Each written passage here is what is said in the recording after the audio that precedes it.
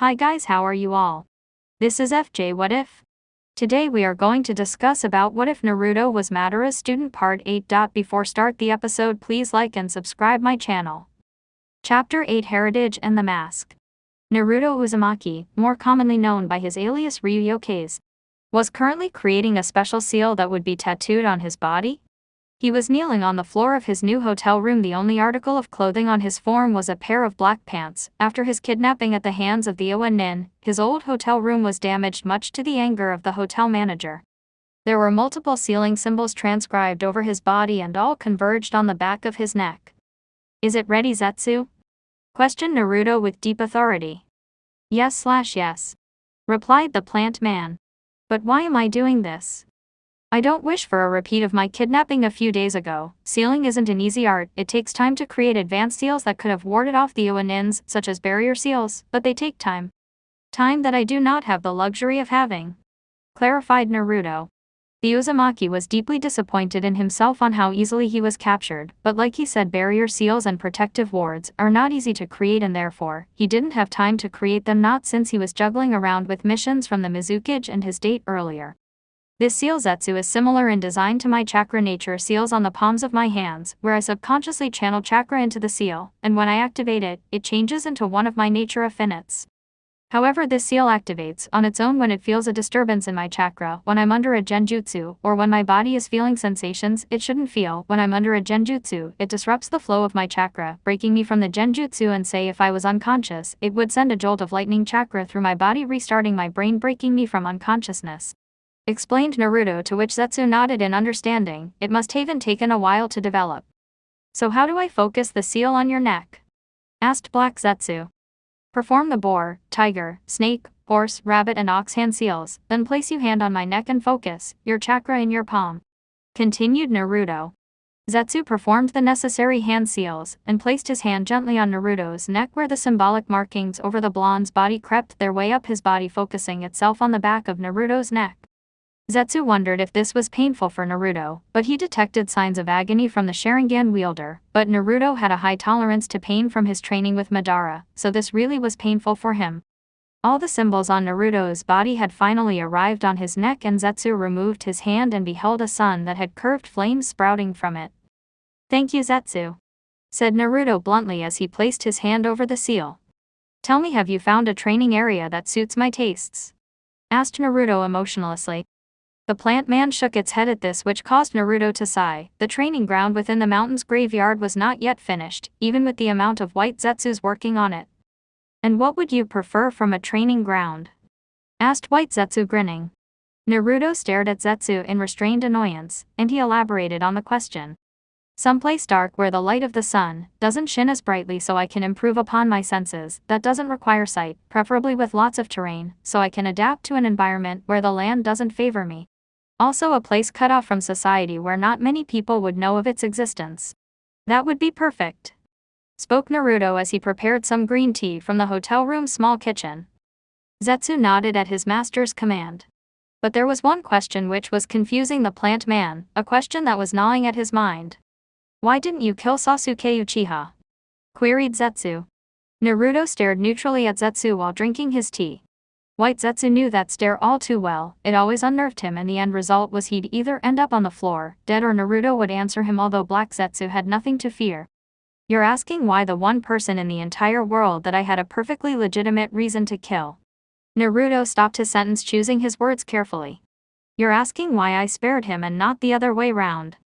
Zetsu nodded again at the blonde. "I wish to kill Sasuke Uchiha when he is at the prime of his power, when he is ready to face me in mortal combat like last time. I wish to feel the thrill of fighting with a powerful opponent. I wish to feel my blood pumping through my arteries and adrenaline coursing through my body while sweat drips off my brow and my knuckles become bloody from all my attacks," said Naruto with a sickly smile.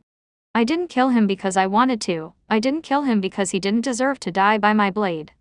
He's still weak, and until we have the same eyes, he's not worthy of being called my equal or greater or lesser. I was thoroughly disappointed with his growth and power unlike mine," continued Naruto. "He doesn't have the same potential that you do," stated Zetsu. Naruto shrugged his shoulders at the dual-colored man.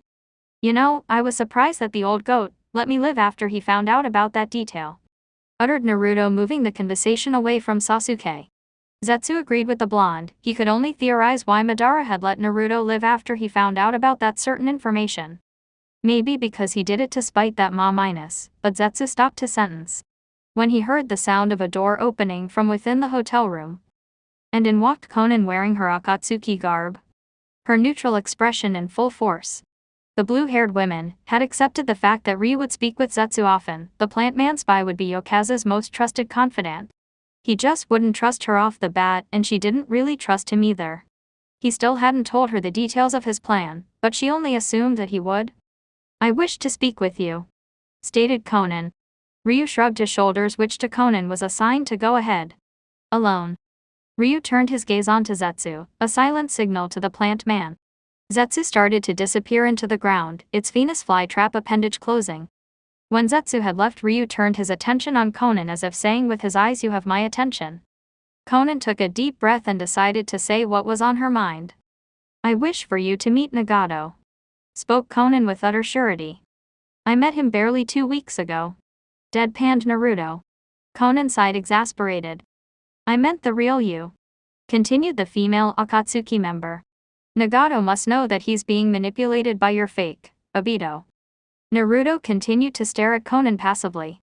Nagato may be under the effects of genjutsu. Obito was able to control Yagura, the Yandai Mizuki, and a Jinchuriki. Placing a Jinchuriki who had full control of their Biju in a genjutsu is not an easy thing. In fact, it may be impossible for someone without the Sharingan, disclosed Naruto. "How can you be so sure?" questioned Konan. "It's a likely theory, because it sounds like something I would do," pronounced Ryu. Konan continued to stare at Ryu, unsure of what she should say next. Her mind was a whirlwind of words. Although she was now a part of Rya's plan, she wasn't told all of the details. She had hoped to be informed of them later. But she could silently agree that they needed more lieutenants. "Is anybody within the Akatsuki working with Obito?" asked Konan. "I believe so. Kasami would be the most likely suspect, since during his time within the Land of Water, Obito would have met with Kasami and offered him a position as his right hand, and he would have brought up his stupid prospects so to coerce him," spat Naruto. Konan agreed with the Sharingan bearer, since it sounded likely that Kasami would work with Obito, since the swordsman was a staunch supporter of Yagura. "I will not meet with Nagato, not until Obito has been dealt with, and that's a few months away. We will continue to act like regular Akatsuki members in the meantime," proclaimed Naruto. "Also, you should read this," said Konan as he took out a book from within her cloak and handed it to Ryu. Page 14. Ryu turned to the specific page and beheld the picture of him that Konoha had used. "Which country does this bingo book belong to?" "Land of Lightning. Care to explain how you were in the Land of Lightning when you were with me and the Mizuki here in the Land of Water?" said Konan with barely hid curiosity. Ryu seemed to sigh and his shoulders deflated. "In good time, but for now let's just— what do the teenagers call it? Let's chill," said Naruto awkwardly. And even now he still lacked true social interaction and obviously didn't understand some idioms. "Kumagakure, 1 day earlier. WHHAATTT. Came the booming voice of the Raikage that was heard throughout his village like a sword piercing flesh. The Raikage clenched his fist and smashed his desk, splintering it into pieces. His assistant Mibui didn't seem fazed by the fragments of the desk, striking her face. "What do you mean that the Kagero temple was raided?" roared the Raikage in his right-hand man's face. "It's exactly like I said, boss. The Kagero temple was raided," said Darui in his aloof voice, and his slouched position only testified to his somewhat lazy personality. And if the oncoming migraine wasn't enough for the cage, his brother burst through the door. "Yo say ho, bro." "Yeah," rapped Killer B, and shuffling about. "I apologize if my raps are terrible. I can't rap for shit." "Go away, B," yelled the Raikage as he elbowed the Hachibai Jinchuriki in the face, causing anime tears to spiral from the muscled rapper's face. "Why do you have to be so mean? I'm only living the dream," cried Killer B as he curled into a ball from his brother's scolding and abuse. Taking the attention away from his idiot brother, focused his attention on his assistant and his close confidant. "Darui, were there any survivors from the temple?" questioned the Raikage as he practiced his anger management exercises. "Yeah, boss, only one. His wounds were not that bad and I had Mabui look into his psychological damage." "This is so dull," said Darui mellowly. And nodded his head at the somewhat lazy shinobi. "And have we interrogated the survivor?" asked as his temper was soothed. Meibui decided to answer. No, we were waiting for your permission to start the interview, spoke Meibui with calmly. Alright, start the interrogation immediately. I need to find out who has the relic that the monks were guarding, or if they did find it, said as he hastily walked out the room with Meibui and Darui trailing behind, leaving B behind, who also followed after them, though he was a bit behind, and he had a large bump on his cheek. While on the way, voiced more of his questions. Who was it that discovered the temple was raided by outside forces? Asked the Reikage along with Darui, Meibui and Killer B, who had caught up to the trio. It was Yujido Ni while she was coming back from a mission you had assigned her, answered Meibui, who still had her calm persona. And in what state was the temple when she discovered it? Apparently, boss, most of the monks were slaughtered, their limbs torn from their bodies, and their throats and other vital organs were nothing but mashed up blood. It wasn't a dull sight. She activated her flare kunai and alerted our teams to her location. I myself was among one of the teams that saw the flare, answered Darui as he scratched the side of his head. I nodded at this. But still, how did someone find the temple?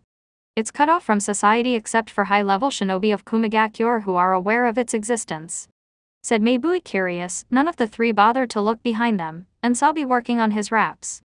I don't care as long as they don't have the relic, it's fine, replied A, who had lessened his pace. The four Kumo shinobi had their Anbu HQ in sight. They traveled to the room to where the survivor was, and they found Yujido Ni standing outside the door as if waiting for them. Reikage-sama, said Yujido, who bowed slightly.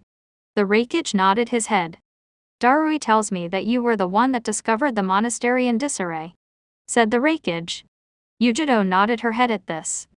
I was also the one who discovered the only survivor among the monks, responded Yujido. He's inside, but be careful, he suffered serious mental trauma and is now easily scared from the experience. His name is Ikusa, and Reikage-sama, please be gentle with him, spoke Yujido softly. I opened the door and saw the survivor sitting by a table on a wooden chair with another chair directly adjacent from the survivor.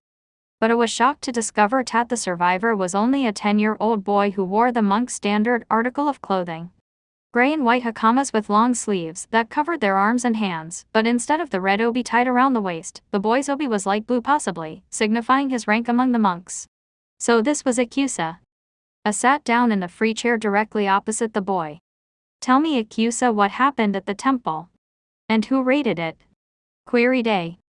There was so much carnage, said the boy as he remembered the events of the slaughter, specifically the white tiger.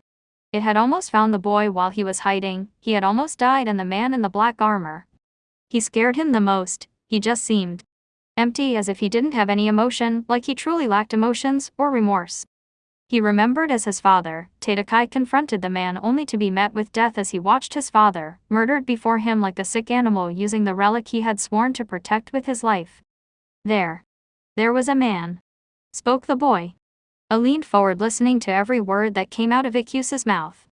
He wore black samurai-like armor and had a long, sleeveless coat, and its edges were tattered, along with a hood and 3 silver magatama on each collar. He also had blonde hair and red eyes. A's eyes widened in recognition. He had heard of this certain individual matching Ikusa's description.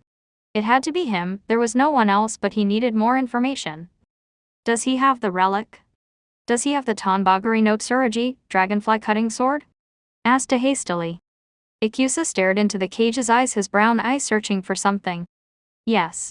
He used the sword too. But he stopped in his sentence and he choked up as tears fell from his eyes like rain. To murder my father. A's eyes widened in sorrow and fear. Tadakai was an old friend of his past, but both went their separate ways when they were teens. And to hear he was dead broke him, but he had to get over his death, and now the dragon had the Tonbaguri. Meibui, write down anything Ikusa can tell you of the perpetrator's abilities. I need to write down a new entry in the bingo book, and from now, Ikusa, you are now a shinobi of Kumo, said as he left the room with Darui following him and be writing his raps while Yujido went her own way. The Reikage could see that Ikusa wanted vengeance. He was too depressed to see it, and if he wanted to avenge his father, the path of a monk couldn't give him the opportunity, but a shinobi only then could he avenge his father.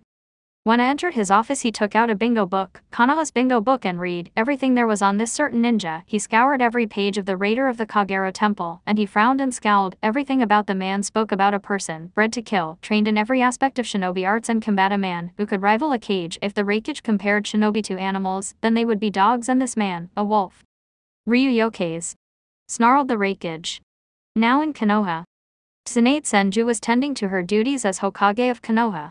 She was conflicted. Why? She is about to reveal the greatest secret and disappointment to the village about a certain young, dead, blonde. She had argued with herself for months. She had consulted with Drea, Kakashi, Shikaku, and they all said the same thing: wait until Thief calmed down, then tell him. There was also supposed to be another member on that list, a boy who was like a son to her. She turned her head to the left and saw a photo of her and the blonde Uzumaki on the road to Konoha hugging and smiling, and she too smiled herself at the happy memory. She felt something wet on her cheek, and when she brushed her hand over it she alone tear. She would admit it in a heartbeat. She loved the blonde like family. She should have done more for him. She should have been there for him. She should have owned up to her mistakes and rectified them. She should have promised her that she would look out for him, and what good did that do? The necklace she gave him really was cursed, since it had taken yet another life of someone important to her. She pressed her fingers into the sides of her temple. She had to be careful. She was treading on treacherous ground. Even the slightest step could cause the dominoes to fall. Sarutobi had hoped to tell Naruto when he became Chunin, and after he died she hoped to do that as well. And she could tell that despite being a moron, and not the brightest knife in the draw, Naruto had enormous amount of potential. She hadn't seen so much potential to be powerful in someone before, not Drea, Orochimaru, Sakamo, not even Minato.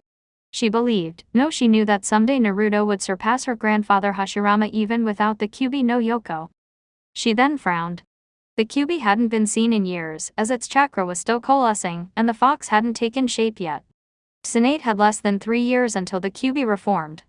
And without people like her grandfather Hashirama Senju, Madara Uchiha, or Kushina, Uzumaki then capturing the Kyuubi would be impossible. She turned her chair and stood to face her village, and it seemed the weather was attuned to what she was feeling right now. The sky was completely gray, the cloud shrouded the bright blue like a blanket, the sun's light was dimmed, and also it looked as if it was about to rain. She could also hear the cracking of thunder emanating from the clouds. And she noticed that the village was darker, as if eclipsed by the clouds, giving everything a gray appearance. The weather was just too depressing. Homura and Kaharu had advised against denouncing Naruto's heritage forever, but she was Hokage, and the people deserved to know that their greatest hero had died leaving a legacy, and that legacy was betrayed. Her thoughts burned through her like a fire. Drea didn't want to be in the village. When it happened he claimed that he already knew the reaction from the populace. Things would have been easier if the white-haired man was with her. She heard a knock at the door and she ushered the person in. And a certain masked ninja with gravity-defying silver walked through. "Are you going to do it today?" asked Kakashi. Tsunade nodded at Kakashi. "You know there's going to be an uproar," stated Kakashi. "I don't care, they deserve to know the truth, and they can't deny it, we have extensive proof," said Tsunade, whose back was still facing Kakashi. "What about his full heritage?" asked Kakashi. "That will be told later, just not now," spoke Tsunade.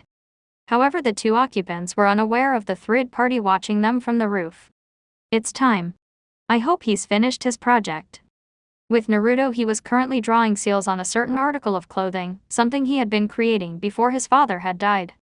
He had spent the last 6 months juggling between his training and creating the perfect ninja outfit aside from his armor, although it was useful, and he loved the look of it. He needed to be more shinobi-like in appearance, that's his words.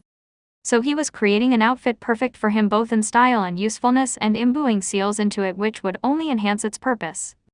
And he was just about done. And at that time Zetsu materialized from the ground, the only thing visible of the genetic clone being his Venus fly trap. "Naruto, it's time," spoke Zetsu. Naruto nodded at his subordinate with his emotionless visage in full force. Naruto stripped everything off him excluding his boxers. Zetsu just watched. And so the blonde started dressing himself in his new outfit. He now wore sleek, black pants that ended on his heels along with black calf-high boots with silver lining and black gloves. But the most notable thing about his new outfit was his new cloak, which was black in color and double-breasted and twin-tailed with a hood and long sleeves. The collar was high and extended near his chin and covering his neck. It also had a zipper that fastened from top to bottom, but Naruto left it unzipped from his waist down so to provide him more maneuverability. The cloak also had silver drawstrings decorated with silver beads hanging from the end, and a chain ornament adorned with 4 cylindrical silver beads that fastens to a loop around the collarbone region. White Zetsu whistled in awe. Naruto always did like black. I'm guessing those silver ornaments are your special seals for your cloak, spoke Zetsu as he kept examining the cloak, and he had to say Naruto had style and class. Correct, Zetsu. Naruto pointed to the chain around his collarbone. This seal suppresses my chakra voluntarily, making me appear as if I was a civilian. Only the Byakugan would be able to measure the chakra, and even then they can only get so much from their eyes. He then pointed to the right-hand drawstring. This seal is equipped with a barrier. Should any jutsu or weapon be aimed for the kill, a barrier would appear and prevent the attack from killing me. However, this seal is usable once per day, so I still have to avoid taking any fatal shots from kunai. He then pointed to the left drawstring. This seal frees me from all movement, impairing restriction, and can also nullify a person's senses by producing an invisible shockwave, therefore making them fall unconscious, and also has the same time limit as the barrier. Zetsu nodded at the ingenuity of Naruto's seals, and both were powerful and useful to many shinobis who would want to use it. At that moment, Konan walked in and found Zetsu and Ryu talking, and she also noticed and inspected Ryu's new cloth, and she had to say, the guy had style. Are you heading off somewhere? Asked Konan with her eyes raised. I have some errands to run. I will be leaving for a few hours, and until I return you are to stay here and carry out any other missions the Mizukage has for us, ordered Ryu with deep authority. Kanans raised her blue eyebrow in curiosity. Can't you just use whatever you used to get to the Land of Lightning, and stay at the Land of Water at the same time? Suggested Konan. She was still curious about how that incident happened, and she knew they weren't shadow clones, they would be too far away from the original. This is something I must do myself, besides it might be amusing for me, said Ryu with a well-hidden dark grin. Zetsu melded into the ground, and Ryu and Konan walked out of the hotel room out on the street. When both Akatsuki members were out on the street, Konan was watching the back of Naruto's new cloak, while Naruto himself had yet to move. The Sharingan wielder voiced what was on his mind.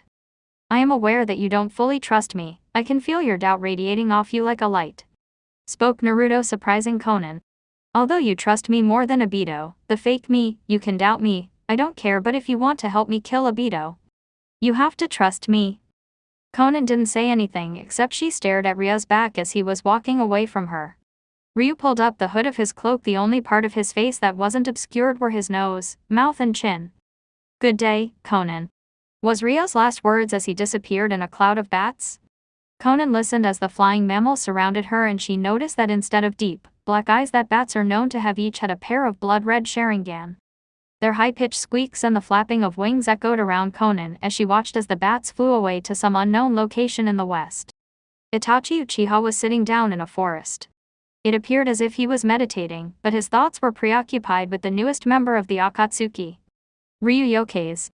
The former Uchiha heir couldn't place his finger on it. There was just something that made him feel odd, as if he knew who Ryu Yokeis was, but yet he didn't know him at the same time.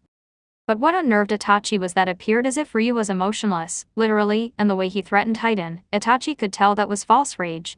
So Ryu said that to emphasize his false rage, and the fact that Ryu had the Sharingan. But the Uchiha corpses left over by the massacre were burnt, so nobody would get the Sharingan. But then a thought came to Itachi. He had suspected that Naruto was alive for years, but that suspicion dwindled as the years flew by. But was Naruto Ryu? The legacy of the Yellow Flash was possible still alive and was now among the organization that originally tried to kill him. But the question still remained, how is Naruto alive, and how did he get as strong? Itachi believed, as having the title of S-ranked criminal meant they had power, lots of it.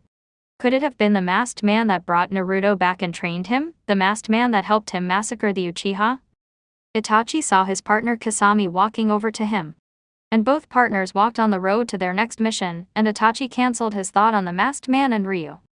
Sakura Haruno was sitting in her room ready for the announcement that her tutor, the Hokage, Tsunade Senju, was going to make.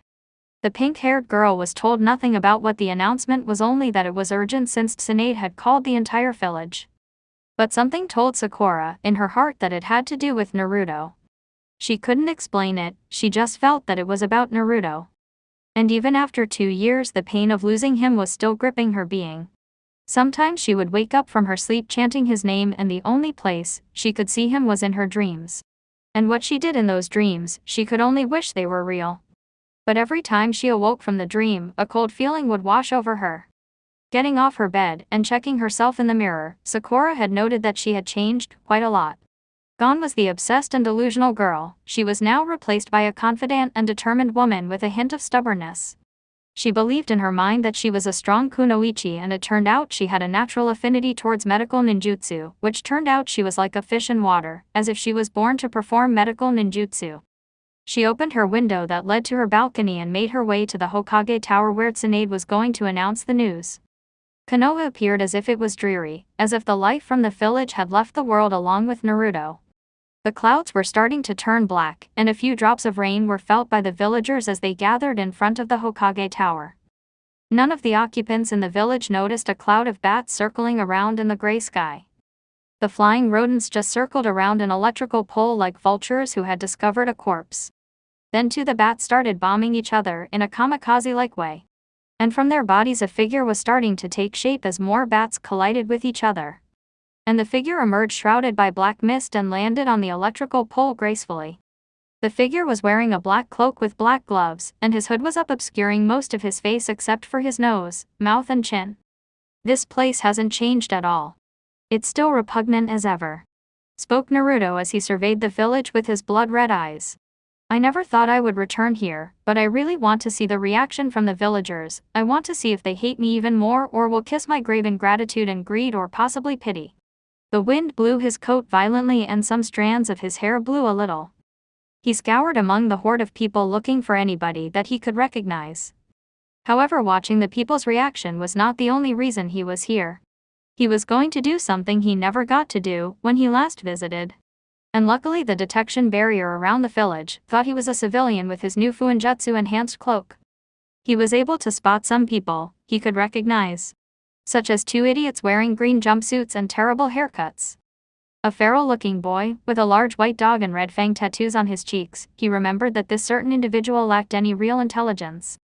A fat boy with long brown hair and swirls on his cheeks. He was really sensitive and couldn't control his emotions when angered by his weight. A red-eyed and dark-haired woman who was quite masterful at genjutsu. He really couldn't recall anything about her other than calling him weak. A dark blue-haired girl with white eyes and jacket. He could remember that this girl lacked any real courage or special abilities. And many others. How he wanted to make them suffer, and have them see who was weak compared to him. Anyone who scorned him shall know grief. But there was one person that made him pause in his search. There was pink-haired girl wearing a red vest and her headband was worn to keep her hair together. He could remember something from this girl as if he was attracted to her, but all he could remember was her looking down on him and thinking herself superior to him. He sat down on the electrical pole and pressed his fist against his cheek, lazily holding up his head, and he had one leg drawn up against his chest where his other rested on his knee. Show me if the will of fire still lives, whispered Naruto. Down among the crowds, Sakura heard something among the muttering and arguments of the civilians as if a whisper from a ghost. She remembered each word perfectly. Show me if the will of fire still lives. She turned her head in multiple directions, looking for the source of the certain whisper, but she found nothing, but she could have sworn that the voice sounded familiar and yet different at the same time. She could feel the small droplets of rain fall on her face. Luckily it wasn't a downpour, so most people wouldn't complain. But she also compared the weather to when he died. Did Naruto have such strong effect on the village that he caused the weather to change? Thinking nothing of it, Sakura turned her attention back toward the Hokage Tower. The moment of truth was at hand. Tsunade walked on top of the tower and saw all the villagers who had come to hear the announcement. She could feel this swelling in her heart as if it was guilt. But she mustered up her courage and faced the crowds. Here it comes, said Naruto as he watched Tsunade from his position. People of Konohagakure, yelled Tsunade, silencing everyone, and all eyes turned on her. Today is your Hokage. I will announce something that has been known only to the elders of the Leaf for 15 years. Her boisterous voice was heard throughout the hidden village. Naruto had to compliment her. She truly was a capable leader. This news goes back to the Kyuubi attack where the Yondaime Hokage sacrificed himself to kill the beast, continued Swand. But this is false. The Yondaime couldn't kill the beast. No one can kill a Biju, so the Yondaime sealed the malevolent fox spirit into the body of a baby who was born barely a few hours ago. Many people of the crowd started muttering amongst themselves. Baby. More like sacrifice, said Naruto scornfully as his eyes narrowed, while he watched the Godame. This child's name was Naruto Uzumaki. Many of Naruto's classmates gasped. Their classmate was the jailer of the fox that nearly destroyed their village. Many of the younger generations gasped themselves, but they started having thoughts that barely a baby, this Naruto Uzumaki saved them. While the older generations scowled and many started chanting that the demon deserved to die. Amusing. Shouldn't it be the older generations who are wiser than their youngers? It seems children possess more intelligence than others who have double their experience in life. Spoke Naruto as his eyes gouged the reaction from the children. Naruto kept his empty eyes upon the Hokage, his ears picking up every word spoken among the civilians. However, what most people don't know is that our Yondaime died with a legacy he left to all of you, said Tsunade as she continued her speech. He died leaving the world his greatest treasure. His son, Naruto Uzumaki Namikaze. Even more gasps were heard as many in the crowd started changing their opinions of him so quickly. Naruto snorted. It didn't take long for the people to come to their senses. And it wasn't that hard to figure out that he was the Yondaime's son. The resemblance between the two was extremely uncanny. Jinchuriki are usually chosen out from their respective cages, own family, so to decrease the chance of the host abandoning their village. The Yondaime was far too noble a person to ask someone else's child to be the jailer, so he used his own blood, his kin, someone worth more to him than Konoha itself. Continued Tsunade. And at that moment, not a sound resounded in the leaf. Guilt, disappointment and sorrow was what was felt among the people, but one sorrow darkened all others at that, was Sakura's sorrow. Her head was down and there were tears, trailing down from her emerald eyes. She was crying because she too had a part in Naruto's suffering. While others in the crowd were shouting that everything their leader said was false and that it was impossible for the demon to be the child of the Yondaime. Their anger was palpable that Naruto could feel it even outside the village. His last wish, the Yondaime's last wish, was that his son would be treated as a hero for housing the beast within his own body, protecting you and your families with every breath he took. But you let your hatred blind you to the truth, exclaimed Tsunade. Everyone were at a loss. Some were openly crying. They had seen the resemblance, but they refused to see it. Others were roaring in denial, believing that no demon could be born from a cage. When you pour water into a cup, does the cup become water? No, it's just a cup with water in it, said Naruto to himself as he watched the reactions.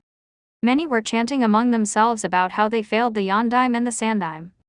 We failed the Yondaime. We're monsters. How could we do this, to a child no less? If only I can take back what I did. Were many of the sentences that spread amongst the villagers like fire? Naruto scoffed in disgust, but yet he was amused at the same time. Disgust at how they believe they can take back what they did to him, and all the times they beat him and threw rocks at him. He just wanted to kill himself to spare himself from all the hatred and anger that was directed towards him every day, and amused because the way the civilians were acting was the most likely result. You lived in fear of something that shouldn't be feared. Every one of you contributed to his pain and anguish, and you only strengthened his sorrow. He wanted to prove to every one of you that he was more than what you claimed he was. You denied him everything he needed for your petty revenge, and I was going to choose him to be Hokage after me, for he had shown everything a Hokage must be, and because he had something that all of you had forsaken. The will of fire, bellowed Tsunade. The legendary ideal of the Shadaime Hokage. An ideal that Naruto had adhered to every day. But you betrayed my grandfather, and you betrayed all the other Hokage before me. And now that pure-hearted boy is dead, and you praise and worship his killer, someone who had abandoned the village for power and ran to someone worse than the Kyuubi, shouted Tsunade, who now had visible terror streaking across her face. It's funny how they celebrate the death of a child as if a miracle had happened, snorted Naruto. He never asked to be a Jinchuriki. He never asked to be despised as if he was dirt, no worse than dirt, as if he was nothing. He tried to change your views of him. He wanted all of you to look at him as if he mattered to the village. He wanted to be your leader, your next Hokage, because he loved this village more than anything. He would have sacrificed everything for you. The amount of courage he'd shown outweighed all the value of gold in this world. He was the embodiment of the will of fire, its physical manifestation. Continued Tsunade, and the villagers were wallowing in sorrow, for all the things the Godame had said was true. If one to look closely, you could Iruka forcing his way through, crying all the way, for he too had been responsible for some of Naruto's suffering. Naruto's eyes were still watching emotionlessly, while his features revealed something different. He had a sickly grin, marring his features as his fist clenched in excitement. He wanted so much just to kill everyone in this village, but he had better things to do and he was going to send a warning. I think I've said enough," spoke Sinead as she wiped away her tears. And with that all the villagers left, sad tidings and depression filling their hearts. Except for Naruto, who lost his grin going back to his usual neutral state. And then he felt something impact against his cloak's hood, and when looked up he felt raindrops hit his face. He had to compliment the weather, it matched how the people were feeling perfectly. He stood up and dusted off his cloak and disappeared within cloud of bats. The flying rodents flew to a certain area. The blonde had to pay his respects to a certain someone. However, Naruto was unaware of a pair of white eyes watching him from down below. A pair that belonged to the supposed prodigy of the Hyuga had at the corners of his eyes observed a person in a black coat. He knew that person wasn't of the Akatsuki since his cloak lacked black clouds, but there was something off about that person. He was going to tail him, and he would have to tell this to a select group of people, Shikamaru being at the top of the list. Later that rainy day, all the Rookie 9 and Team Guy gathered at a Korean barbecue restaurant. Their subject of their gathering: Naruto Uzumaki Namikaze. "I can't believe Naruto was the son of the Yondaime, the greatest hero of the village," commented Kiba, whose hands were behind his head as he looked up at the roof. He received a bark from Akamaru in agreement. There was food for each person at the table they were sitting at, however no one had touched their food or even looked at it. "I know, it's just so shocking, he was the dead last, so there was no way he could have been the son of the Yondaime," said Ino, who was sitting next to Sakura, whose head was bowed and a melancholy expression on her face. Shikamaru always knew that despite how Naruto was perceived to be the dead last, the young Nara could instantly see massive potential in him. Shikamaru caught Neji staring at him seriously as if wanting to say something but couldn't, the reason being Ino, the gossip queen.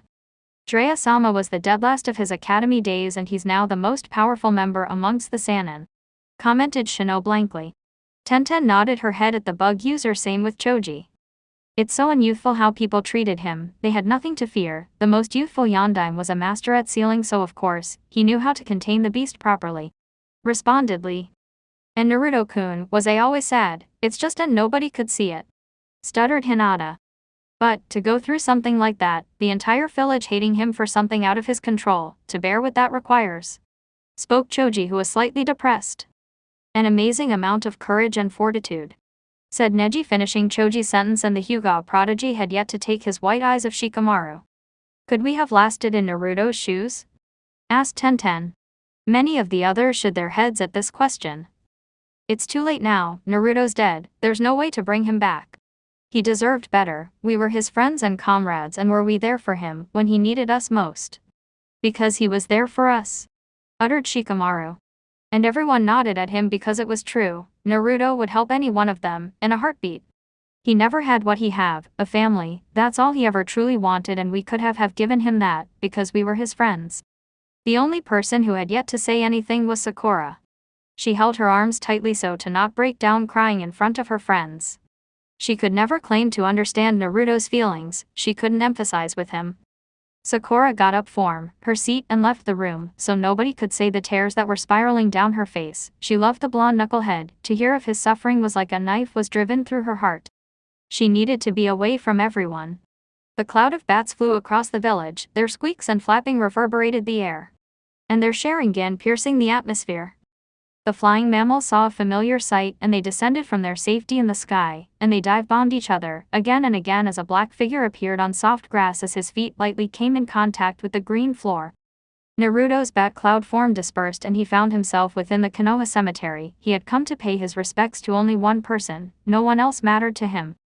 He walked slowly among the headstones, his body on autopilot. He paid little heed to the tombs except for a specific one among them. His cloak's tails were scraping the ground and the heels of his shoes were leaving impressions in the grass.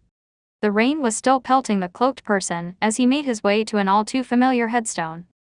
And he beheld as he stood before the tombstone of Naruto Uzumaki. He inspected every word written on the carved stone, a scorned hero, who never became the fire shadow. Naruto just stared at the words. This was most likely the civilian's handiwork, condemning him even in death.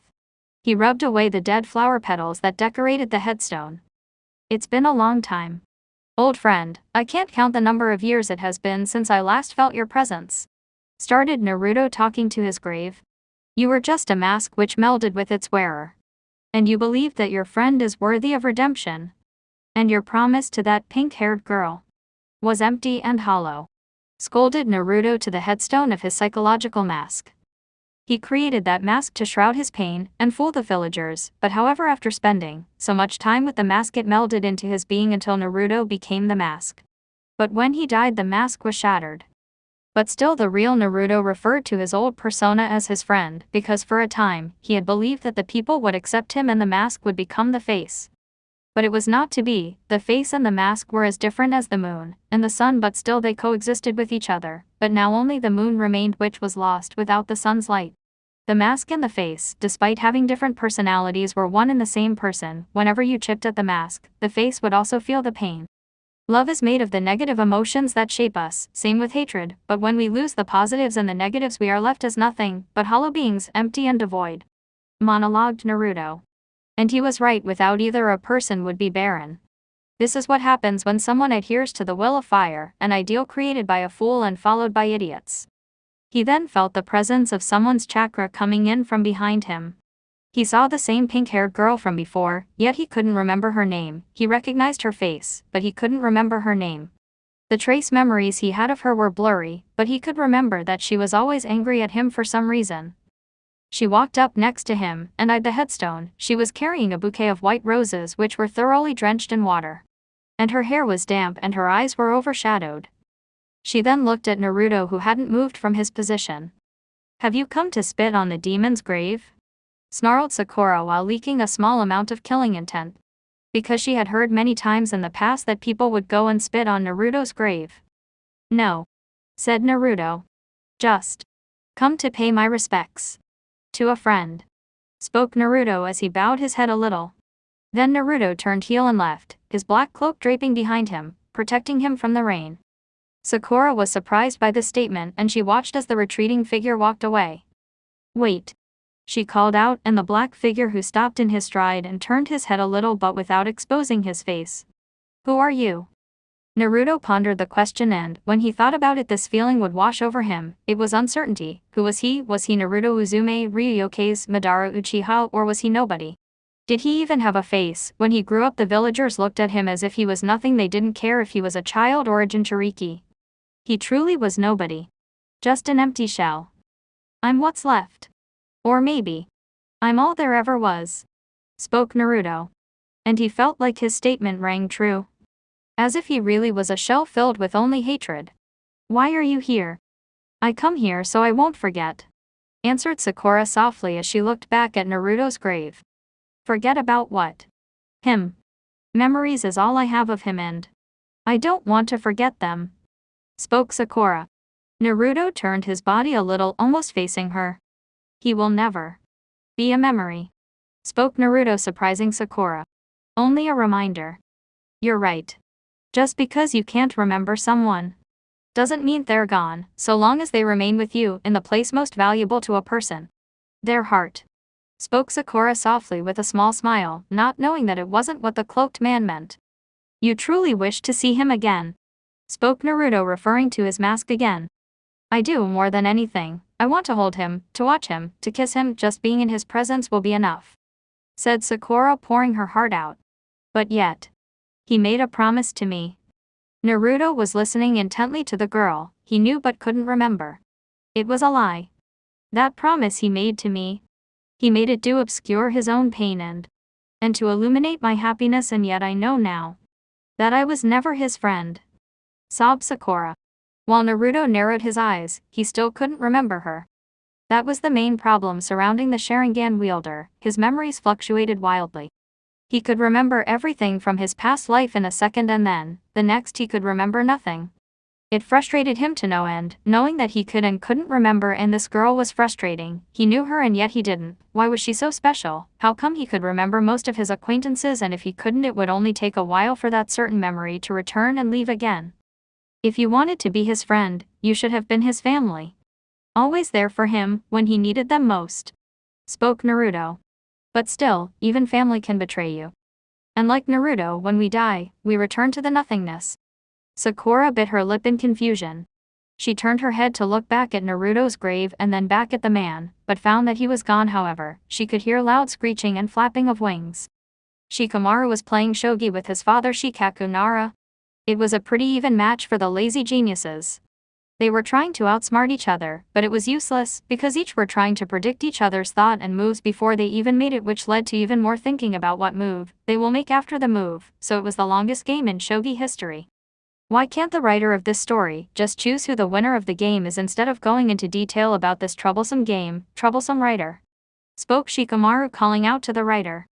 Who knows, maybe he's trying to make the story more interesting for his loyal readers by making us aware of his existence and add on to the fact that something bad is going to happen and it possibly involves you and some of your friends, troublesome author.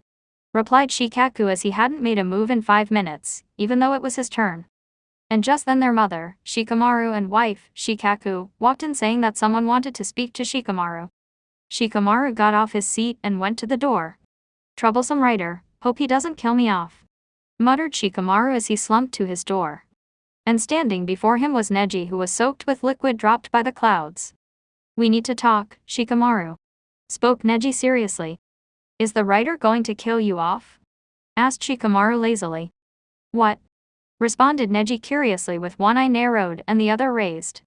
Nothing, replied the Nara heir. There's someone in the village. I believe he's an intruder that snuck in, possibly an enemy ninja from a rival village, whispered Neji with a hint of seriousness. It's been barely 2 months since Ryuyoke snuck in and killed all those Anbu and nearly killed Kakashi-sensei, Kirana-sensei and her team, so it's highly possible that someone else could have snuck in, but I heard from my dad that Ryuyoke's is rumored to have joined the Akatsuki, so you may be right, Neji.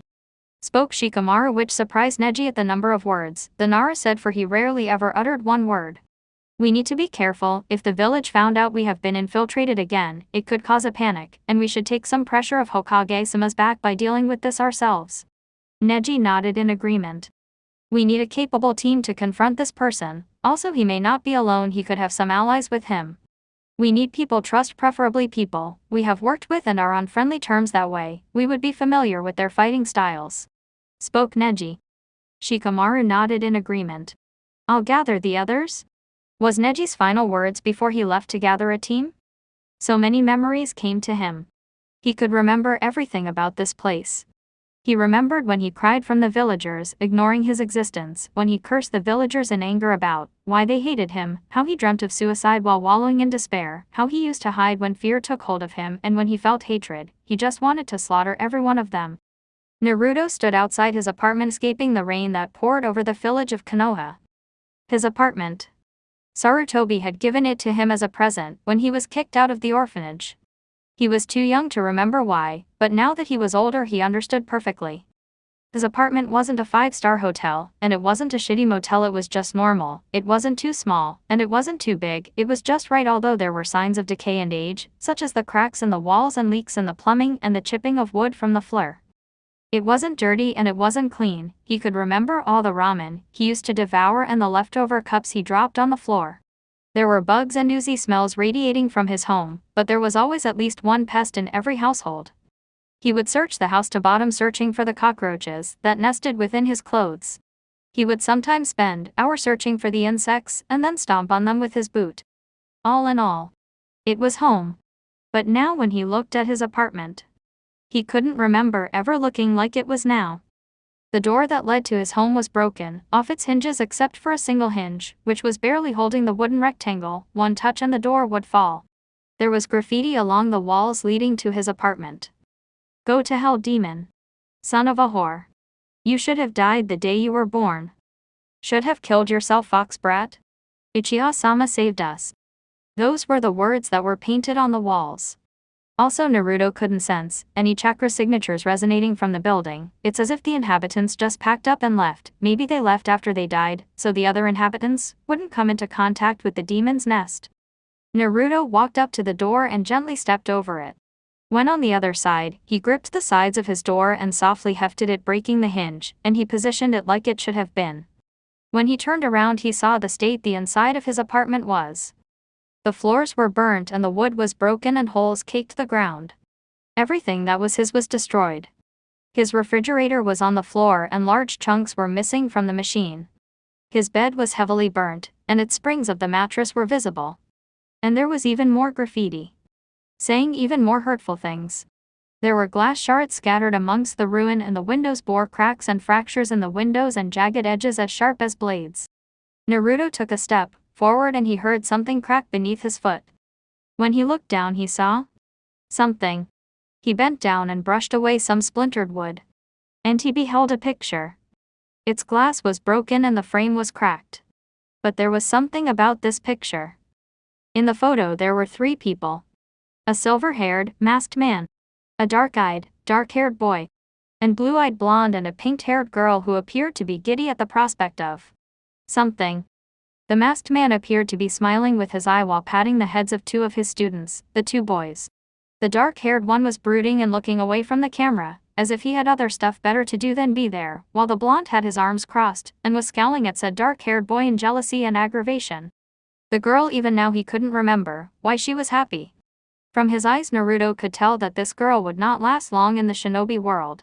Her body appeared weak as if she was dieting, causing her muscles to be undeveloped and her stamina near non-existent, and also, he could tell that she was not from a clan or a prestigious shinobi family, therefore her chakra levels would be barely slightly above civilian. All in all, she wouldn't last 10 seconds in the world on her own. But he also noted that this was the same girl from before, at his grave. How come he could remember every one of his classmates, teachers and friends, but not this girl? How come he couldn't remember her? His mask had known her, so that meant he must have met her or at least knew about her. But he could not recall anything, other than her being furious at him and punching him in the jaw for some near unknown reason. While looking at the picture, Naruto could feel this longing feeling inside him. It made him melancholy, just thinking about it, or did he believe that he was sorrowful? He didn't know the answer. The black-cloaked blonde sat down on his ruined bed and kept looking at the picture. This was truly the only thing of value to him from his mask's life. Wait. No, there was something else. He looked to his right and saw an old ramen poster above his bed, which was still connected to the wall unlike everything else. He discarded the photo where it landed with the sound of glass breaking and the noise of tearing paper. He failed to notice that a piece of the photo had torn itself from the rest. The young blonde in the picture had been separated from the 3 others, while the remaining photo just remained the same, without the small blonde-haired boy. Naruto faced the ramen poster and gripped the corner of the paper where he tore it off the wall. A part of the wall was carved out of the structure, and behind the poster was a small box. The box had a small combination lock protecting it from outside forces. Naruto twiddled away with the lock instead of breaking it with his fist. Why? Even he didn't know. 7:28 13 4 32 9 thought Naruto as he remembered the combination for the lock. He heard a click and removed the lock, where he found numerous photos. He searched through the photos one after the other.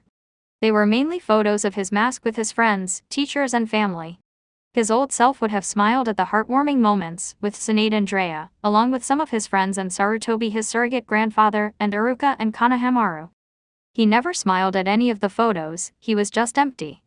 None of these photos made sense to him. He then came across a photo that made him pause. It was him, his mask and the pink-haired girl standing with their backs to the camera under a cherry blossom tree.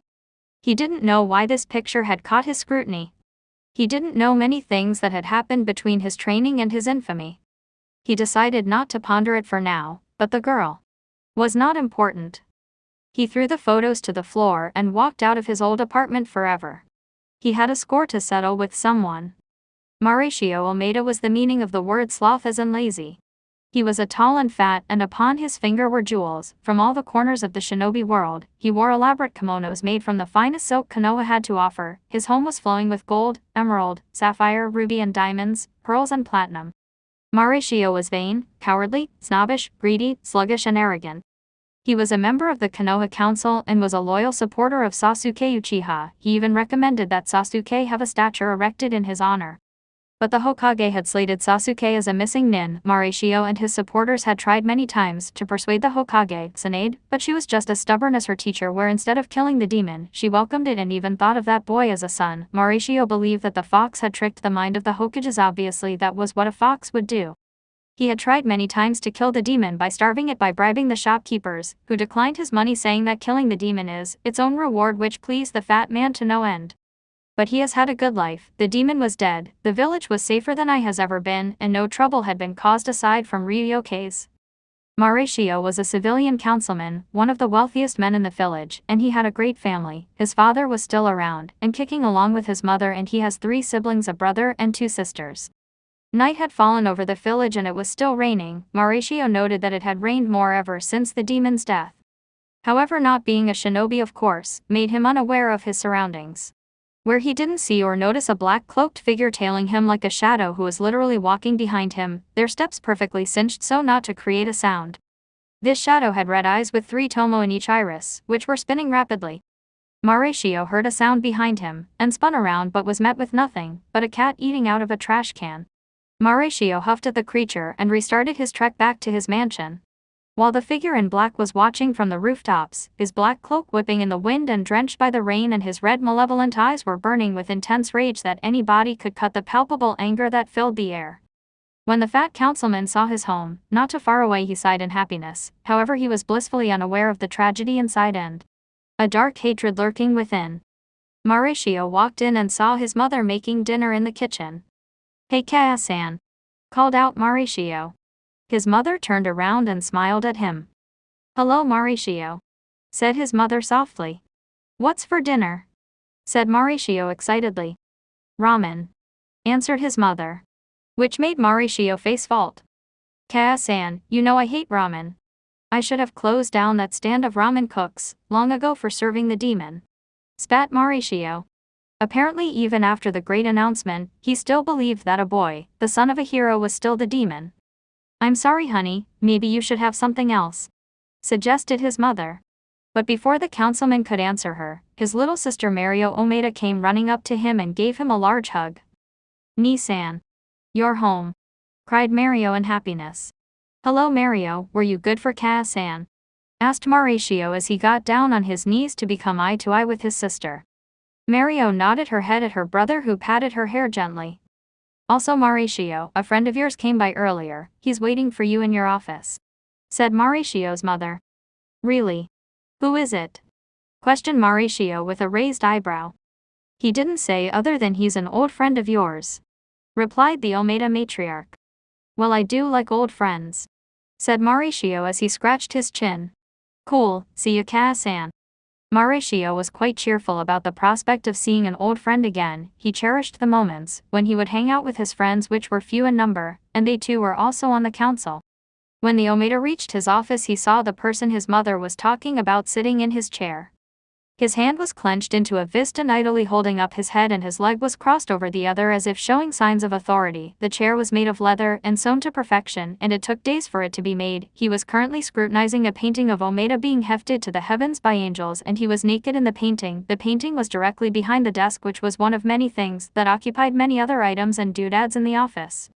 The office itself was dark, except for a small light coming from the office's fireplace, which was located within a wall on the side away from the desk. Mauricio also noticed that the man had his hood up, obscuring his face except for his mouth, chin and nose. "Hello," greeted Mauricio nervously. He hadn't expected someone like this to arrive. His friends usually wore only the best attire, and what this man was wearing could have been forged by a peasant to Mauricio, caged to a shinobi. "Hello, Mauricio," spoke the unknown man who hadn't moved a muscle. "Interesting painting. It matches your gluttony perfectly." Mauricio didn't know if he should be insulted or complimented. Who are you?" asked the fat man wearily. The figure turned his head slightly. "Come now. Don't you remember me? We've known each other for quite a long time," said the shadow as he stood up from the chair. Do I know you?" asked the Omeda head as his shoulders slumped. The black-cloaked man's assumptions about the councilman proved to be true. He really was dumb.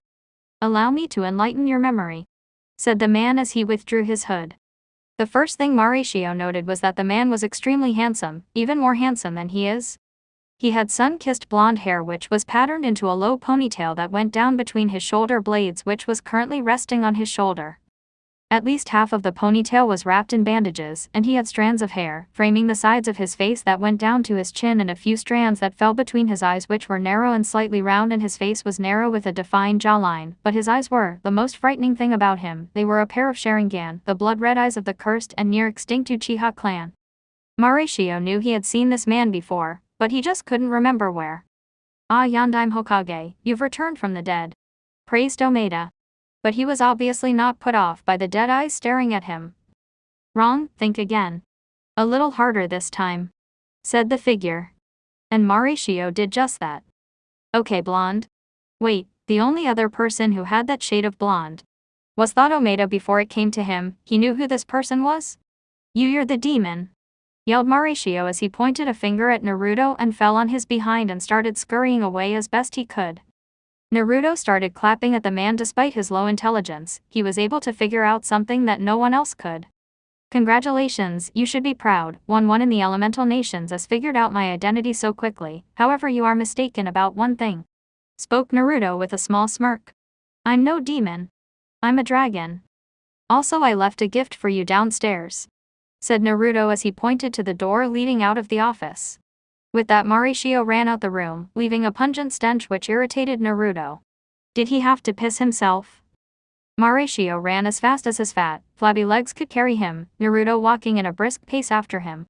And when Mauricio arrived at the kitchen, he found the entire floor saturated in blood, and there lay the corpses of his family, his mother and brother along with his oldest sister. They were dead, their bodies were cold, and their skin was ashen pale while their eyes were white and cloudy. "How? It's impossible, I only talked to them a few minutes ago," said Mauricio as his mind was trying to comprehend everything it was receiving.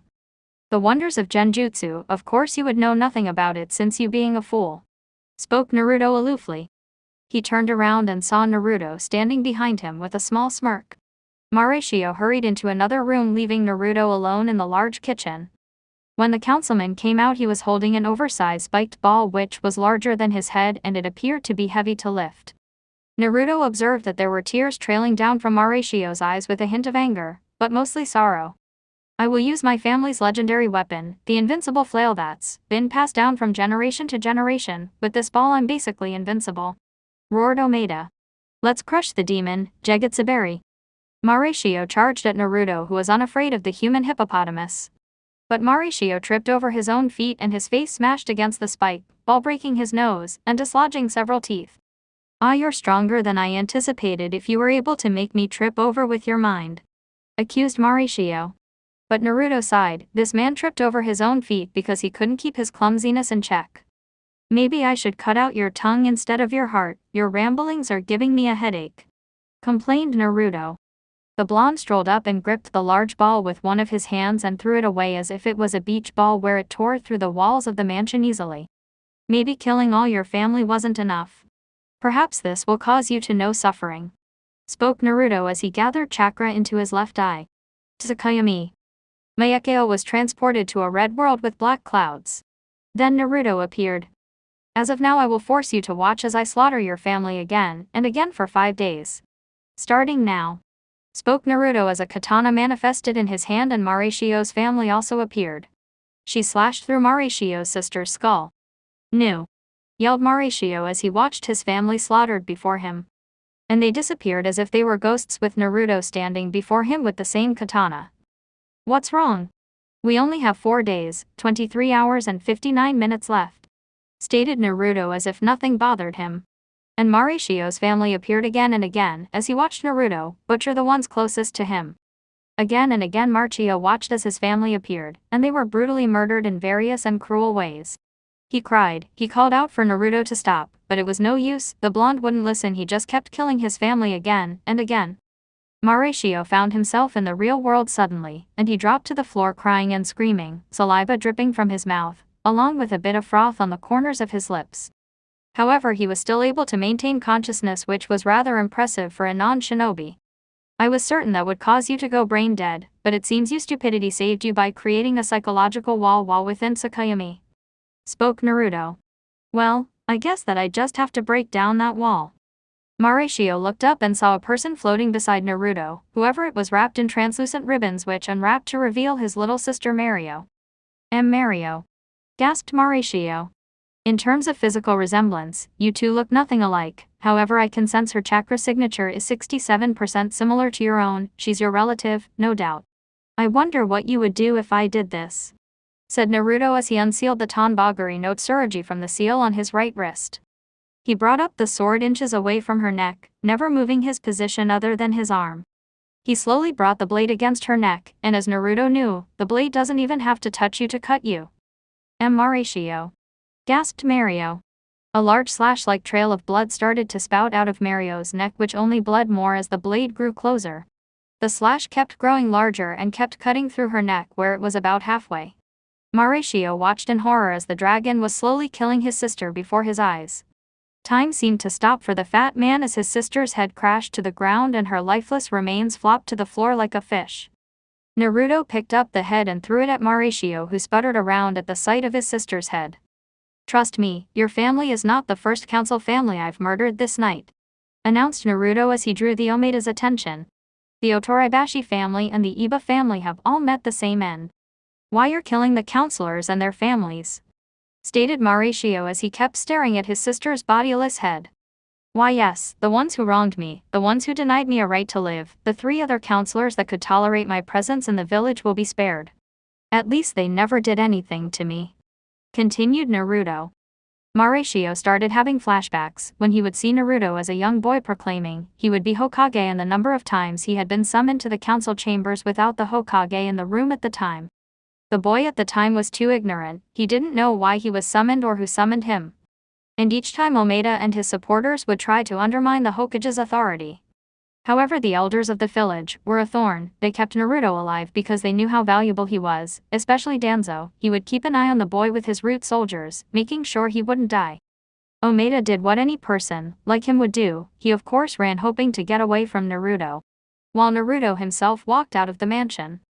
He tried to get away, he was still crying even now, his psychological trauma was taking its toll as he could no longer think straight. He tripped over again and his face smashed against the concrete, breaking even more of his nose. He felt an extreme pain coming from his right knee, and saw a metal dart connected by a thin string which was being held in Naruto's left hand. While Naruto was slowly strolling up to him, the Tonbagari still in hand. Naruto started tugging the thin string, pulling Mauricio to him, while the man himself was clawing at the ground where the tips of his fingernails started bleeding from the trauma. When Naruto finally caught up to the man, he didn't run very far to begin with. He used his foot to position him on his back and now held the Tonbagari in a reverse sword grip. He held the katana with both hands and aimed it ready to stab Omeda through the skull, who was still crying. Please spare me, pleaded the pig, ready to be slaughtered.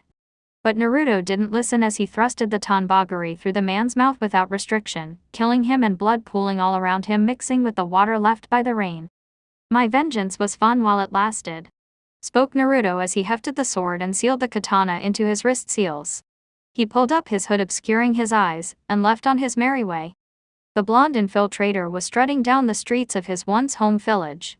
He took in every crevice and building. Every time his feet touched the ground it made a loud squelching sound as a result of the muddy water.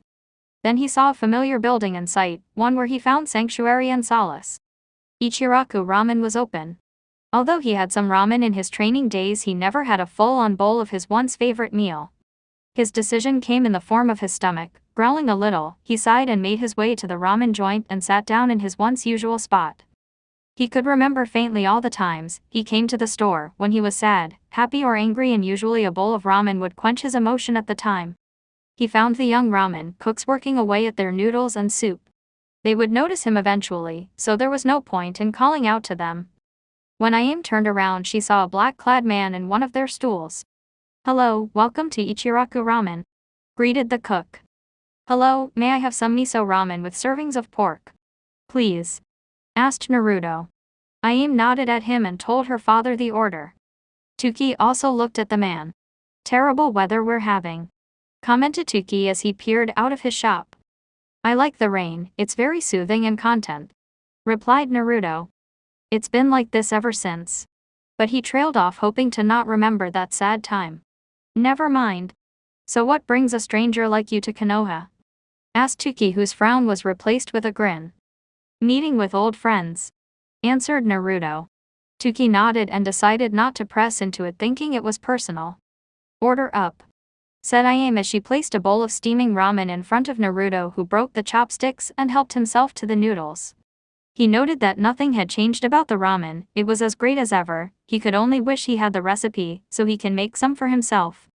Naruto paid for the meal and was about to leave the store when something caught his eye. It was a menu on the inside wall of the store, and on the menu in bold letters was Naruto Ramen. He raised his eyebrow in intrigue. Tuki and Ayame caught Naruto staring at their deluxe, special ramen. They made that ramen recipe to honor Naruto and his sacrifice to the village, although it wasn't very popular, most likely from the civilians' hatred towards him. Naruto kept staring at the menu before he left, muttering a thank you to the ramen cooks. Pitter-pattering was heard throughout the village and the squelching of shoes meeting the wet ground. Naruto was leaving, he had enough of this place, but the pink-haired girl was still frustrating. He could remember her and forget her at the same time. What was so special about her? However, Naruto knew he was being followed. He could feel their nervousness and their fear. They had been tailing him for the past hour. He stopped in his track when he came face to face with Neji Hyuga. The prodigy of Hyuga clan was barring his way on the large road leading out of the village. He could feel the memory of him defeating the Hyuga, and he defeated him with taijutsu and a single ninjutsu. He mused to himself upon how pathetic it was for a member of the powerful Hyuga clan being defeated by a single jutsu. "Stop where you are," called out Neji. But Naruto remained silent. Then all the others came out of their hiding and stood to the sides of Neji. Shinoa Barame, Shikamaru Nara, Rock Lee, Kiba Inuzuka and his partner Akamaru and Tenten. They were all facing Naruto and all looked ready for combat. "He's the only one here, he doesn't have any friends lurking around," spoke Tenten. "Cool. Then this guy should be a piece of cake, he's all alone," said Kiba with confidence, arrogance in Naruto's mind. "Don't underestimate him, Kiba." "Why?" "Because we know nothing of his abilities, so what you should do is overestimate him," reprimanded Shino in his dull voice. "What's your name?" "Troublesome," muttered Shikamaru, which was loud enough to hear. "My name is of no importance, you're blocking my path and I will like to leave the village," spoke Naruto. He really didn't want to deal with pests at the moment, but he could stick around for a while.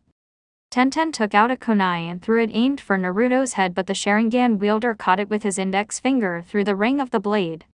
"No way," thought Tenten, who among the six, excluding Akamaru, had the best aim and trajectory. And with one finger Naruto returned the kunai by throwing it aimed for Tenzai, who was able to dodge out of the way but not without some damage, in the form of one of her buns being cut. "It seems that I won't be able to leave as I planned. But I guess I can dance with you for a while," spoke Naruto. "Besides, this is the perfect opportunity to try out something new." All six members readied themselves for battle. Naruto brought up his arms and unsealed two identical metal sais, the weapons not the character. The shaft and prongs on the sai were made of silver, chakra-conductive metal, and the grip was black with gold bands wrapping around it and topping it off with yellow cloth sprouting from the hilt. Guys, sais are mainly used for bashing the opponent with quick and powerful thrusts along with slashes like a sword and stabbing like a knife, informed Tenten, because ninja don't usually use sais. From the rain and thunder in the sky, along with their clothes which are drenched with water, lightning release will be the most effective in this environment, studied Naruto as he took account of his surroundings. Water conducts electricity, and since it was natural, any lightning release technique would be amplified. Plus he wanted to have some fun, so he was going to hold back against them. He then channeled lightning chakra through his sais, giving it an increase in sharpness and taking away the need to bash an opponent, and also giving the added benefit of inducing numbness, since most of the fighters were close range minus Shikamaru and Shino.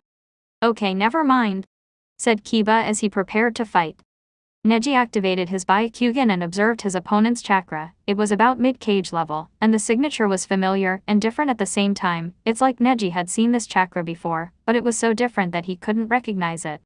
But technically the cloaked man had more than simple cage level reserves.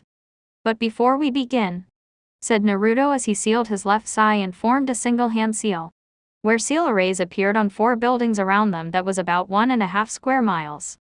"Guys, that a silencing seal, it causes anything trapped within the arrays to be silenced except for the inside. While we're in here, no one can hear us," shouted Tenten to her comrades, who frowned at the news. The cloaked man was expecting them the whole time. "Let's get started," roared Kiba as he and Akamaru took off at Naruto. Gotsuga! Yelled Kiba as he and his Ninken surged toward Naruto, who backflipped away from the Fang and Claw Cyclone.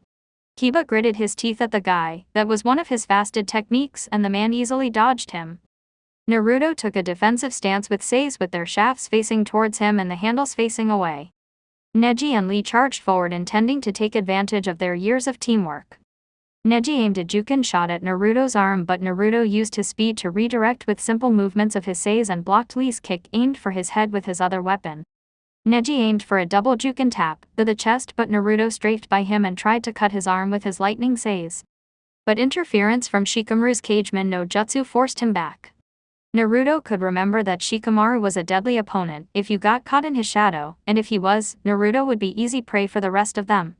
However, from his memories he could remember that Nara techniques require light, and here wasn't much of it aside from the dimly lit street lamps. With his Sharingan, Naruto analyzed what appeared to be small lights floating around.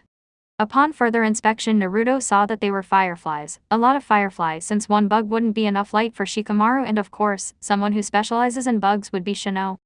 Deciding that Shikamaru and Shino were the most dangerous out of all of them, Naruto targeted them first.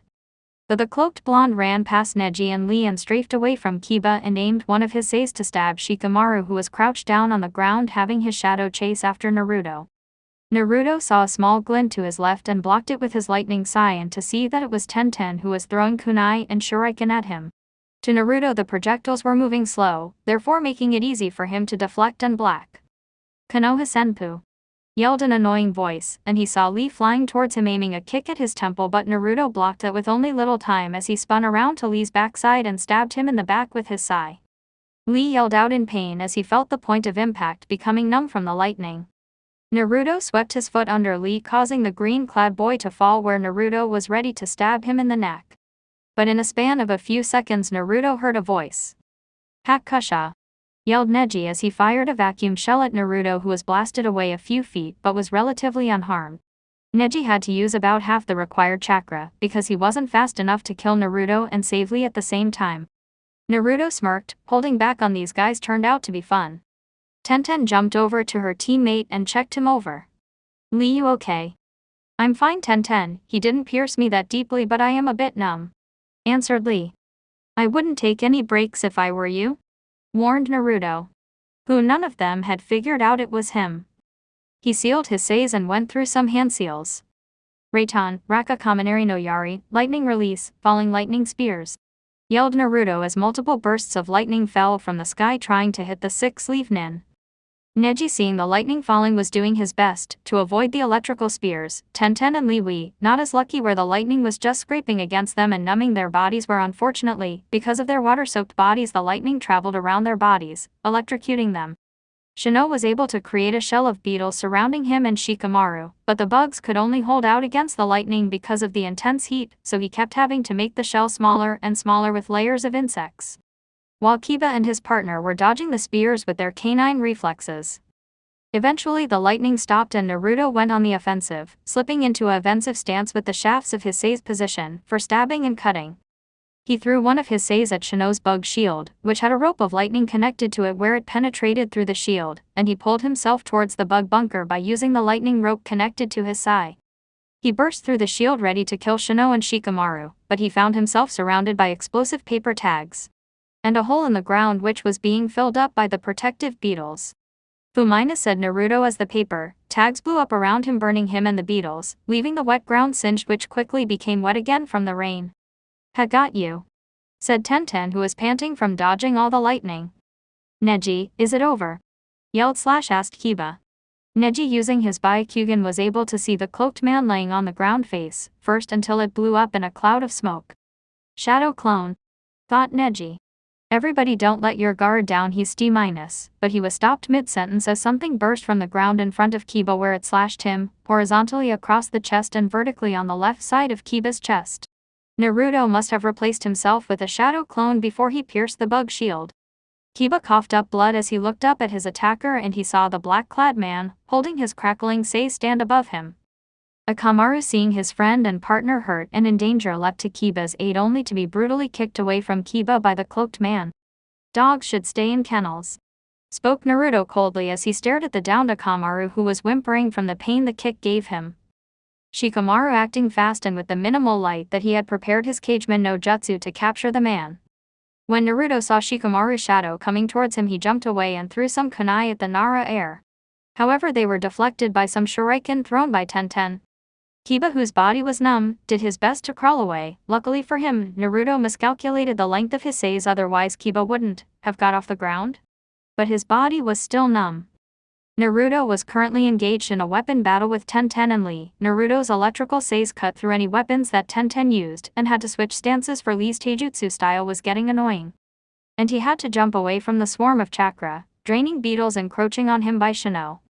He was a good distance away from the group and decided to wait for their next move. Tenten took out a medium-sized scroll and prepared her next technique. She pointed the scroll at Naruto, who raised his eyebrow in curiosity. And then thousands upon thousands of kunai flew at him with alarming speed. Knowing he couldn't dodge the kunai, Naruto sealed his left sai and unsealed a kunai, where he threw it at the oncoming barrage. The kunai hit its mark, which was another kunai. Where a chain reaction happened, where when a kunai it hit, another kunai, and so on and so forth. Where all the kunai were redirected from their original path. No way, that move couldn't be dodged, it can only be blocked, but instead he used a single kunai to redirect one of my strongest techniques, thought Tenten in amazement. Naruto went through some hand seals and prepared his next jutsu. Futon, Tenrin, Wind Release, Orchid Sky, yelled Naruto as he held out his arms, and a vortex of scathing wind, as tall as him, appeared, tearing apart the ground. Neji, with his quick thinking, jumped in front of everyone and performed one of his signature jutsu. Hakusha Kaiten, roared Neji as a rotating shield of chakra appeared, blocking the wind and dispersing it while protecting his comrades. Damn it, we're barely scratching the guy and he's making us look like children. I thought our last strategy, with Tenten's explosive tags and Shino's bugs, would work. And not only that, this guy's aware that the environment gives him the advantage because of the rain, thought Shikamaru, who was trying to formulate a plan to beat this guy, but he had yet to show most of his abilities, so planning a strategy against him would be difficult. Naruto looked at his jutsu's effect. It had quite literally torn the ground apart. It was a jutsu of his own creation, and later he taught it to Madara, seeing as how he could use wind release as well. He then heard a whistling sound coming from his right and saw Lee soaring at him with his leg extended. Dynamic entry, yelled Lee as his foot met Naruto's arm, who attempted to block it. The blonde had to admit Lee's taijutsu was strong and that kick had made his arm go slightly numb. But Lee wasn't finished, so he continued his assault.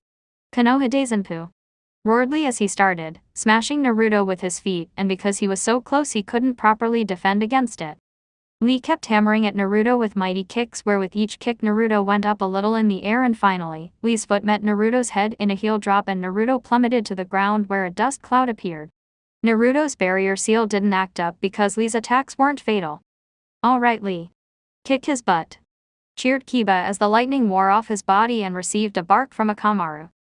Yes, the power of youth flows through me, screeched Lee as he pumped his fists in the air. It was a good thing nobody could hear him outside the silencing barrier. Naruto got up from the small crater left behind by his collision. He was relatively fine, but a bit sore, and his cloak was a little dirtied, but the rain would wash away any dirt. When Lee saw this, he ran at Naruto and cocked his fist back, ready to hit the cloaked blonde.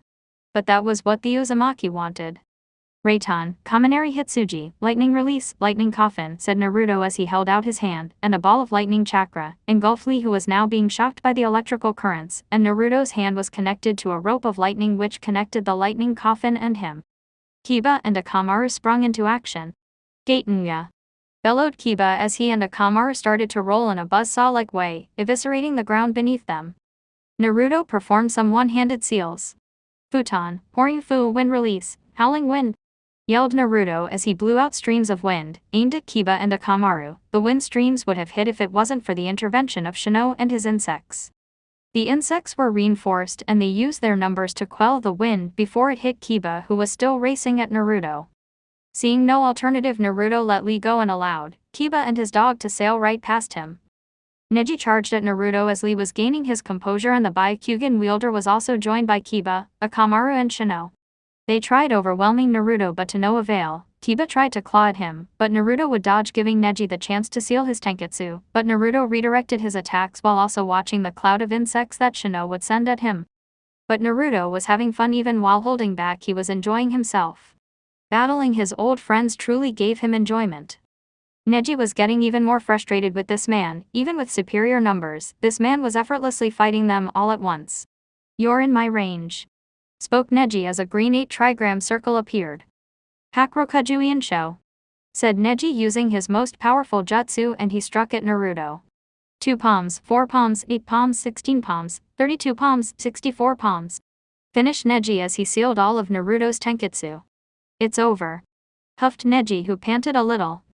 However, Naruto blew up in a cloud of smoke, revealing Tenten standing in his place.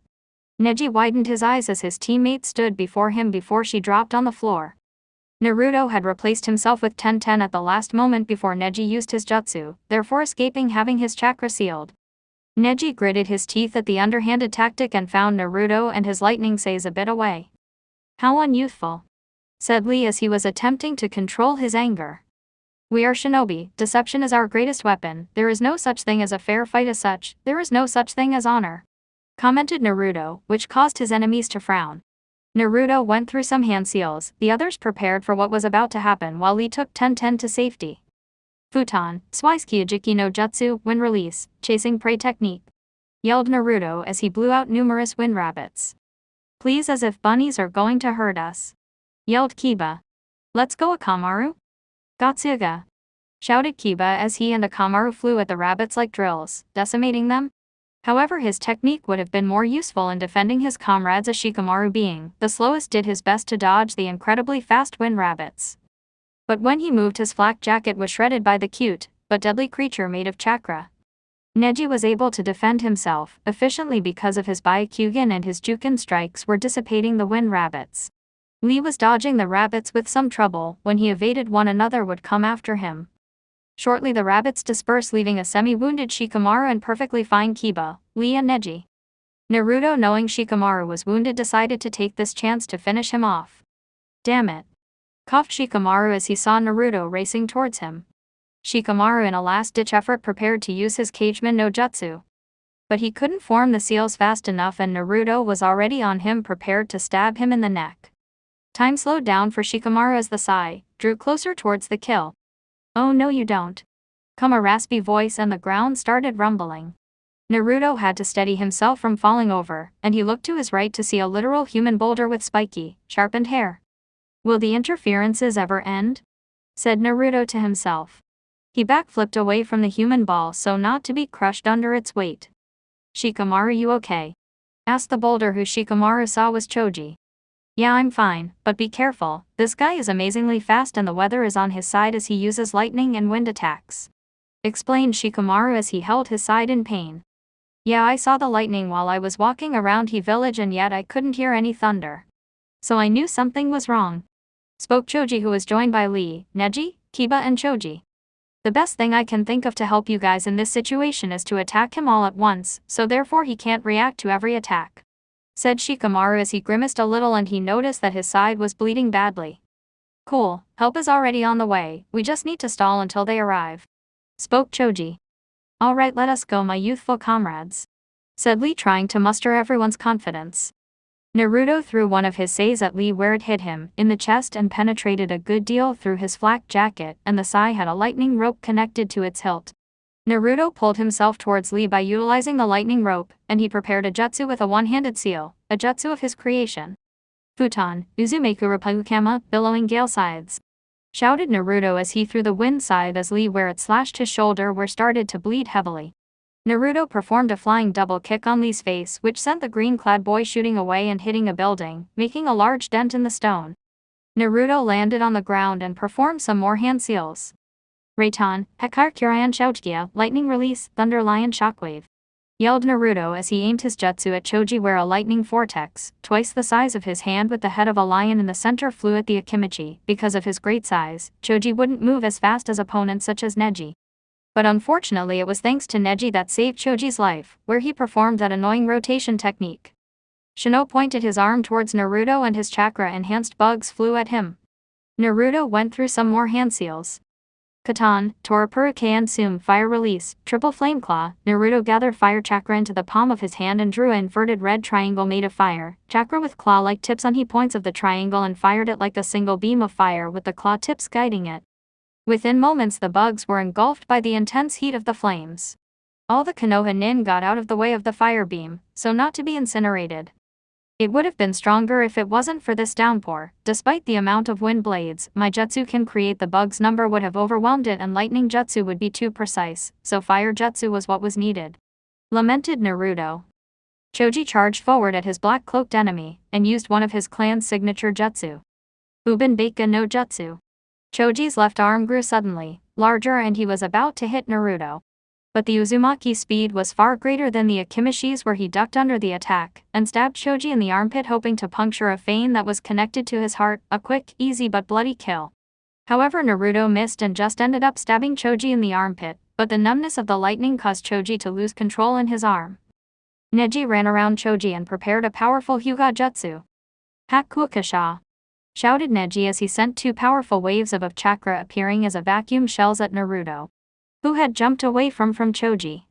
The chakra waves continued past him and tore up the ground. Gotsuga! Yelled Kiba as he drilled his way towards through the air Naruto along with Akamaru.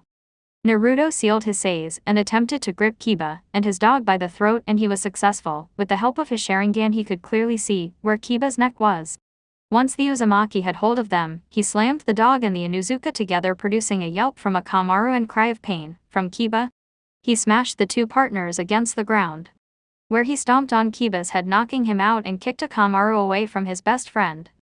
It's like nothing works against this guy, shouted Choji in frustration as he gripped his useless left arm as he watched Naruto easily deal with Kiba and Akamaru. As Neji surveyed the area, he noted that Shikamaru and Lee need medical attention, and soon, Tenten and Choji would be fine. So it was only him, Shino, and Choji with his remaining arm.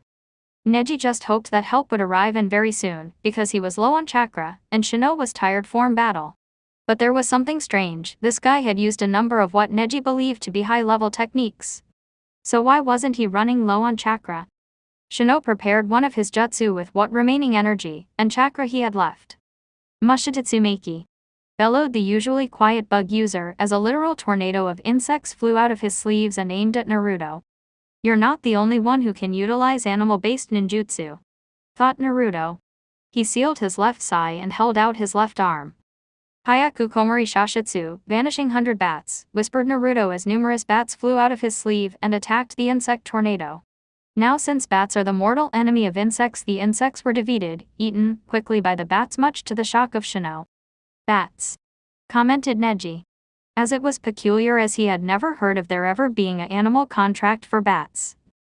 I've grown tired of this skirmish, spoke Naruto blankly as he had indeed gotten bored from the fight. He went through the hand seals of his favorite jutsu, the improved version of the first jutsu he ever made. Futon, Korya Kaishoku no Jutsu, when release, Great Dragon Breath Jutsu. Naruto blew out the head of a massive Japanese dragon that was at least 4 times his size, made of eviscerating wind with fierce speed. It easily dwarfed the cloaked blonde in height and width, where it was as large as the Katan, Gokamekyaku no Jutsu, Fire Release, Great Fire Annihilation Technique. Neji prepared the last of his chakra to achieve another Kaiten 1-3 times, as powerful as usual. Choji and Shino jumped away from Neji and each other, where they were now separated. Choji used his one good arm to ready himself for the next part of the fight, where he enlarged it with his chakra. The wind dragon had hit Neji's Kaiten dead on, and the Hyuga had trouble trying to hold it back. The sheer power of the jutsu amazing, he couldn't keep up his Kaiten for long. Shino, however, was at his limits, but he could feel the shadow standing behind him. When the Aburame turned around, he bore witness to Sharingan eyes staring into his own. But he also got a good look at his enemy's face, and he widened his eyes in recognition. Granted, there were differences, but the resemblance was there. Time slowed down for Shino as he collected his thoughts. So it's you. You've changed a lot, you've gotten powerful, but there's something about you, as if you lost your emotions and now, you're a hollow vessel, empty. The question I should be asking is, why didn't you return to the village? But I can see why, and in a sense, you have returned. Just so you know, I'm sorry. Why? For never being there when you needed me most. Naruto, were Shino's last thoughts. Naruto slashed him across the chest, stabbed him in the lung, slit his throat, spun around to his side and stabbed him in the neck, efficiently ending Shino's life in the world. However, Naruto felt nothing, no remorse or regret. He felt nothing. He watched as the Aburame heir's body fell lifelessly to the ground. Neji, using his Byakugan, saw everything that transpired, and he was of course shocked, but he couldn't do anything about because he was holding the wind dragon back to protect him and Choji. "Now on to the rest," said Naruto emotionlessly. But something landed in front of him, causing him to pause. It was an explosive tag and was already about to blow. The tag went off, causing a small explosion and a dust cloud. A silhouette appeared from the cloud, revealing Naruto with his sais in a defensive position. And he looked up to see the source of the kunai. Kurena Yui. And she was absolutely livid. She couldn't make it in time to save her student from being murdered. But watching it happen, and in such a brutal way. "You'll pay for this," said Kurena with a large amount of killing intent, but Naruto brushed it off. Madara gave off more killing intent in his sleep. Kurena took out a kunai ready to engage Naruto. "Sorry, but I don't feel like giving you money," jested Naruto as he readied his sais. But his mind paused. He could feel a lot of chakra signatures heading towards his location. He had already spent enough time in the village, it was time to leave. "It's been fun and all, but unfortunately, there's something else that draws my attention," spoke Naruto as he dispersed in a cloud of bats. "You're not getting away," howled Kurena, as she gave chase to the bats. But the flying rodents were too fast for her and they got away. Kurena stopped running and dropped to her knees and broke down into tears over the death of her student. Where later Hinata and Asuma would console her. But still, that man would pay. A large swarm of bats were flying towards the base Naruto had dubbed the mountain's graveyard. He had been growing something there for months and it should have been finished by now. The rodents dive-bombed each other in their usual fashion. And out of the cloud came Naruto, gracefully landing and walking towards a certain room of the base. He also noted that there was now windows hewn from the rock. The white Zetsus had been working hard to create the base and it was now coming to fruition. But the training ground was still a thorn, it wasn't complete yet. Naruto stopped walking as Zetsu materialized from the ground. "Did you have fun in Konoha?" asked White Zetsu merrily. "Surprisingly, yes, I did have fun, but yet I still feel empty," spoke Naruto to Zetsu. Zetsu nodded at Naruto. "It's fully grown now," said Black Zetsu. Naruto smirked. What he had created was finished. He had started growing it even before the old goat's death, Naruto's nickname for Madara. "Leave me, Zetsu, I need to be alone for this," said Naruto as his smirk disappeared, replaced with his emotionless visage. Zetsu nodded and melded into the ground. Naruto restarted his trek towards a very specific room in the mountain's graveyard. He reached the room where he had been growing his project. The dark hovel which he had lived in for more than 2 years of his life got a makeover. There was now concrete lining the walls and floors, and a single throne stood near the edge of the concrete where a large cliff was located. Suspended before the throne was a giant tree resembling a lotus flower, and atop the flower and its petals sat the Geto Mazo. The tree itself was as tall as the cliff, and below the tree was a flooded area. Naruto brushed his hand over the stone throne, admiring its craft. He sat down and rested his arms on the rests. He didn't remove his hood. It was either he was too lazy or he couldn't be bothered. But he focused his attention on his project. "It's been a long time, far too long, since I last saw you, Father." And there, growing on a petal, was a living clone of Madara Uchiha created from his cells. 8 hands were suspended around the living clone. And like Hashirama's living clone, this one will spawn Black Zetsus with the statue's power as a catalyst. "I wonder if you're watching over me right now, wherever you are." End of chapter 8.